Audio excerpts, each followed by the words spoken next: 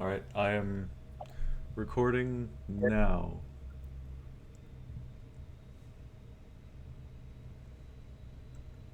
So we are hopping into our second exhibition match of the evening, of our fun little mini meta group.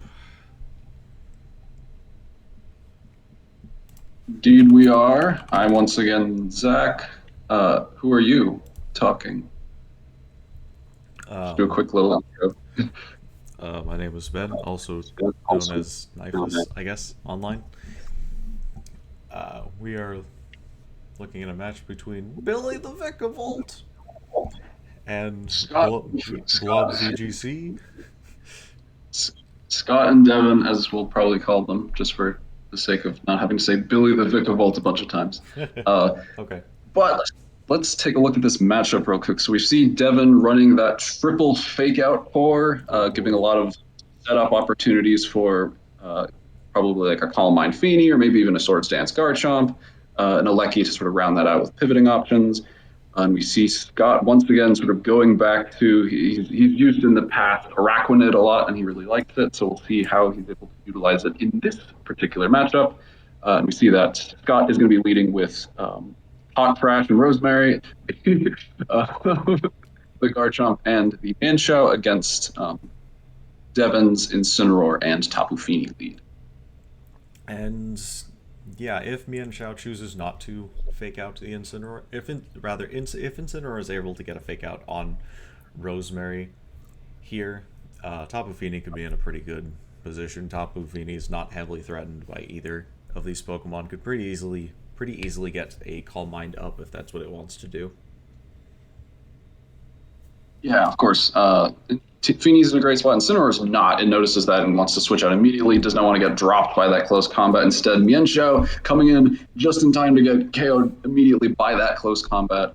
And the Stomping Tantrum from Garchomp does a little chip damage to that Incineroar, but after the Intimidate, it doesn't do too much. Fini gets a Calm Mind up, and now Devin gets his Garchomp in for free, but Mienshao would like to argue, would say it differently.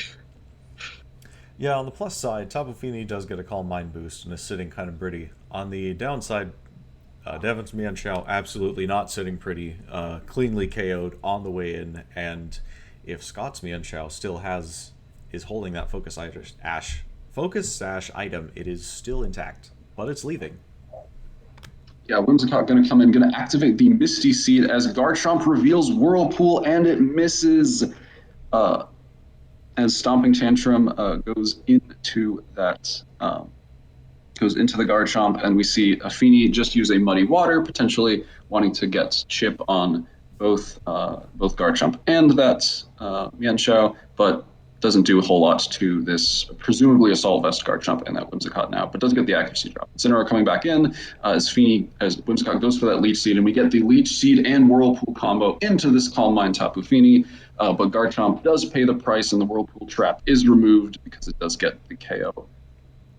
Or Garchomp not, no. actually barely hanging on there. So I was thinking, oh, Garchomp probably Assault Vest because it took Muddy Water very well. Fini showing, oh, you're not going to take this well. And it barely hangs on from that Moonblast. So it's going to be tough for Garchomp to keep the Whirlpool up, especially if it is the Assault Vest like we postulate. Oh, definitely. Taking a Calm Mind boosted Moonblast at that range surely is as an Assault Vest. So Incineroar can just go for that fake out, get the KO. Doesn't probably take rough skin damage. But Whimsicott does have the special defense boost from the Misty Seed. It crucially hit the Leech Seed after getting the accuracy drop, which is very fortunate for Scott's position, because that Leech Seed is going to really be a thorn in the Tapu Fini side as Mienshao comes in, takes a heap of damage from that Muddy Water, gets another accuracy drop on the Whimsicott. But after the Cotton Guard from Whimsicott, it survives the Flare Blitz from Incineroar. So this Whimsicott is very boosted and is just going to start draining away at this Tapu Fini as Mienshao just clicks the close combat button and Incineroar drops. Unfortunately, Whimsicott is at -2 stages of accuracy, so is not able to hit anything this turn. Whiffs the Moonblast. Thankfully, got the Leech Seed up before it started losing all this accuracy. And given how defensively boosted Whimsicott is now. It's in a solid position. Both players bring in their opposing Garchomp, although Scott's looks a little bit worse for wear. Yeah, Devyn has a virtually max HP Garchomp. The Leech Seed does actually connect Rock Slide, doing a little bit of chip damage to that Whimsicott. KOs the Garchomp, and Moonblast is able to actually finish off Scott's Whimsicott. So all he has left is Araquanid in the back. Though Araquanid did switch in for the Whimsicott slot, so it does have a double Leech Seed down, and Devyn cannot switch anymore. So it is 2-1, but this Araquanid is in a pretty nice spot with that double Leech Seed boost. That said, Araquanid not going to want to take the single target Rock Slide, but does get to activate the weakness policy. Unfortunately, not able to make use of it. That was a quick and fast game. Yeah, Life Orb reveal on that Garchomp doing a lot of. I think it was revealed a little bit earlier from the Stomping Tantrum, but did a lot of damage, more than probably Scott was expecting. So Araquanid was nearly able to sort of claw its way back in, but that extra damage boost from that Life Orb really turning the tides here. Yeah, I think Uh, if possibly either a Rock Slide miss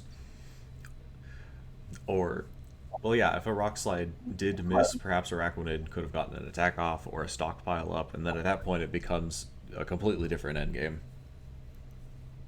Yeah, so Scott, like I think, really playing that well, but just that extra damage from Garchomp really coming in clutch for Devon. So um, really able to use Garchomp a lot more, potentially a lot more effectively than I think Scott's was able to do it. Sort of crucially missed that first Whirlpool, so it had to spend a turn going for another one, and that's really I think set him behind a little bit more than it looked like initially.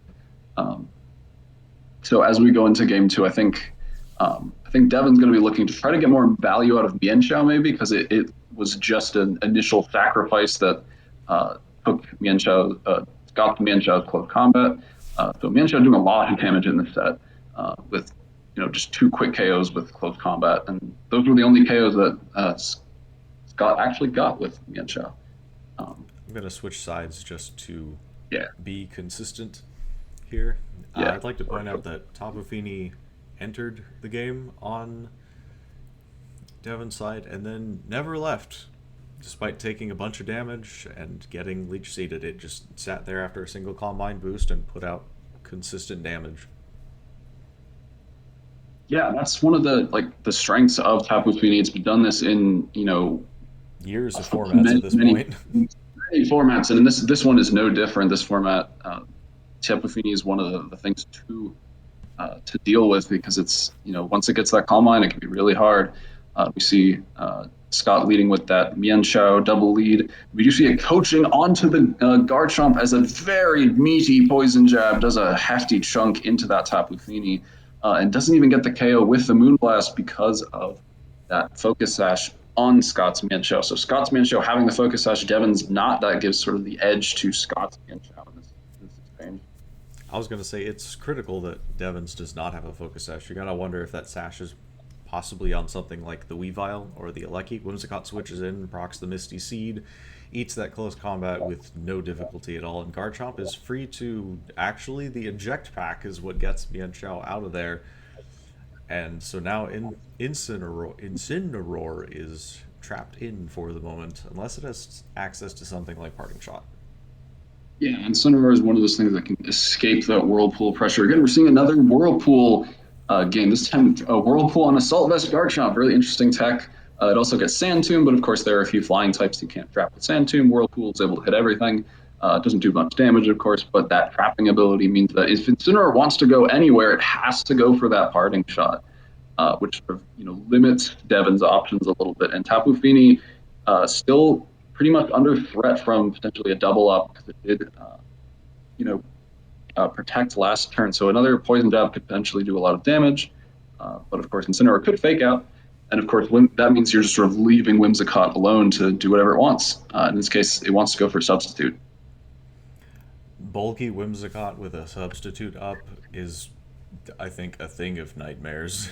Garchomp takes a ton of damage there, and it's not going to be able to take another Moonblast or probably anything else from the Speedy. Possibly a Muddy Water, but I don't Yeah, imagine Whirlpool is going to stay up for much longer. Yeah, the nice, like, you can only really fit Whirlpool on Assault Vest Garchomp, which means it can't protect the Shuka Berry, crucially allowing Incineroar to survive, but the follow-up Moonblast from that Whimsicott will get the KO. So it doesn't, now that Garchomp gets KO'd, it doesn't matter so much that the trap is gone because, well, Incineroar is gone, so it's okay. And now we have Whimsicott and Araquanid, two things that really don't mind staring down a Feeny and a Mienshao all that much. Mienshao's fighting coverage really not able to help too much. So we'll see if maybe fake outs if you get a lot of value here. As it fakes out into that Arachnid, Whimsicott just goes for that Cotton Guard. Whimsicott, despite the fact that it's at pretty low health at this point, is still kind of okay. It's got the special defense boost, it's got the +3 in defense. Mienshao certainly isn't touching it. And Araquanid also not heavily threatened in this position either. Like you said, this is kind of a tough position for Devyn just because it's not really clear what you do at this point. Whimsicott going for the sub and Araquanid easily taking that close combat. Yeah, and we see this Mienshao doesn't have the sash, it's got the eject button, so like all these close combats are just making it even easier for Arachnid to pick off with a liquidation or Whimsicott to pick off with a Moonblast. So crucially does get the Moonblast to fade Whimsicott's sub, so slowly chipping away at this Whimsicott's HP. Sub crucially not able to sub crucially is able to be broken by Tapu Fini's Moonblast even after that Misty Seed special defense boost. But Araquanid seems to be sort of here unanswered at the moment. Yeah, close combat is only going to do so much, and Devyn is forced to dedicate another attack into Whimsicott, because otherwise Whimsicott will be free to get off one more attack, be it a Leech Seed or another one of whatever tricks it might have. Yeah, we see the really interesting. I think it's interesting to note that we sort of see the Leech Seed pressure influencing how Devyn is playing this, where he's not gone for that Calm Mind that he set up turn one of game one and sort of rode Tapu Fini the whole way home. And now is maybe a little bit more hesitant to click that, as we see Tapu Fini once again going for the protect. Scott making an excellent reading that Tapu Fini protect, probably knowing it was safe for Whimsicott to get off that Moonblast. So really excellent turn from Scott, gets maximum value, just gets Mienshao gone, basically just at the cost of not being able to really safely protect with Araquanid this turn. But that really is a pretty nice swing that gives him a little bit even more momentum as uh, now Whimsicott's kind of free to do the same thing, right? Unless Garchomp protects, it's going to be able to fire off another stab Moonblast unimpeded, leaving Araquanid to kind of do whatever it wants, and Devyn can't focus down both with Garchomp. Yeah, the one thing that the one that Scott does have to worry about is potentially that rock slide from that Garchomp. We saw it was Life Orb in game one. It did a lot of damage, so that might be sort of the saving grace that Devyn needs to maybe claw back in this 3-2 deficit that he's got. But unless Garchomp is scarfed, it's not, and we know it's not. It's Life Orb. It's probably, well, depends on how this Whimsicott is trained. Whimsicott could underspeed Garchomp, in which case Whimsicott is absolutely not free to go for another attack and is definitely under pressure. Yeah, we do. Of course, Scott does have that Mienshao in the back, so this is a very precarious position. It feels like either side has the ability to win this game, but it's gonna come down to these turns. This game's teetering on a razor's edge here. That Mienshao in the back is going to be really important. Garchomp does go for the protect as Arachnid goes for the double and actually gets it. Whimsicott's Moonblast goes into the Garchomp protect. Tapu Fini gets that Moonblast, gets the KO onto Whimsicott. So we see two protects, two Moonblasts, one KO. Mienshao coming in on 1 HP, and it crucially can only get off one attack if it wants to fake out the Garchomp. It has to trade that for Mienshao because it's only got 1 HP thanks to that focus sash from earlier. So, good news for Mienshao, it can do whatever it wants this turn. Bad news for Mienshao, if it hits Garchomp, it's only going to do one thing for certain due to the rough skin damage. And if you don't take out the Garchomp, then wide guard revealed on Mienshao. That's actually huge. Protects Mienshao Yeah, wow. Protects Arachnid from the rock slide and enables it to get a stockpile up. That's massive. The stockpile able to potentially allow Arachnid to survive this rock slide. Uh, and then now there's the mind game of does Scott just go for the wide guard again? Like maybe there's no reason to not just click wide guard and stockpile again because I think if you're Scott, you want to boost up your defenses. You want to get those stockpiles up because like Arachnid is the way that you win back, you win this game. Uh, so you might just want to get more stockpiles, make Devyn activate the weakness policy, maybe get off a big leech life, heal a bunch of HP. Um, but this wide guard reveal is huge because this guard shot might not even have a way to hit it, and we see the coaching as well. And Devyn actually forced to respect the wide guard and actually stomping tantrums into Mian Xiao. So Arachnid is able to freely get an attack off as well as get the attack and defense boost. And barely hangs on from the single target rock slide, but it's going to have to go after Feeney and can't take the Moonblast. That is, unfortunately for Scott, going to be Devyn taking it 2-0.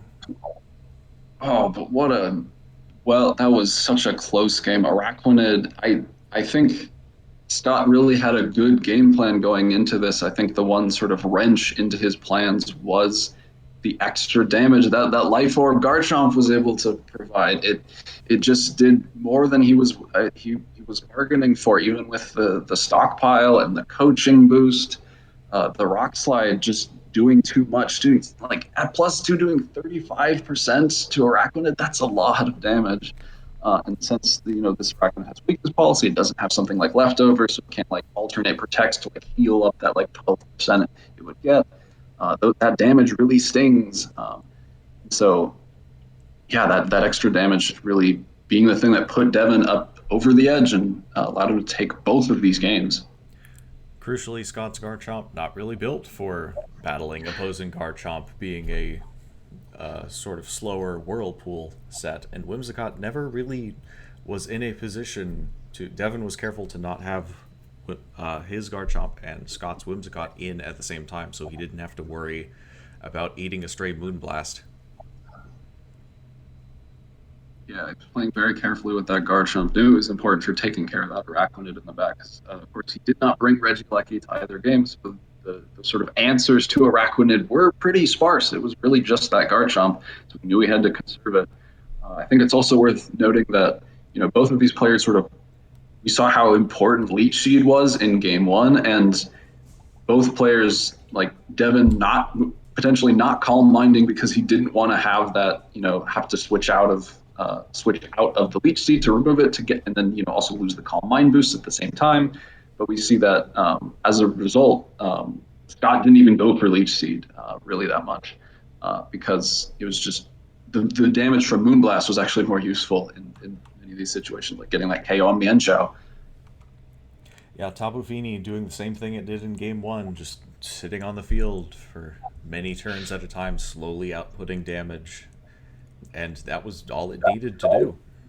Yeah, Calm Mind's not even required. Who needs Calm Mind? You just keep using Moonblast anyway, and it's okay. So I think, yeah, Devyn as assessing how important Tapu Fini was, and Scott got that big damage with the poison jab off of his Garchomp after the coaching boost from Yensha. Really, really cool combo, doing a ton of damage, but because Tapu Fini was just there all the time, it was constantly getting that leftover healing. It was really hard to remove the whole time. Yep, and that's going to wrap up our second exhibition match of the evening. Thanks for watching. I don't know how to end this. Goodbye. If you're watching, thanks everybody. Yeah, see ya.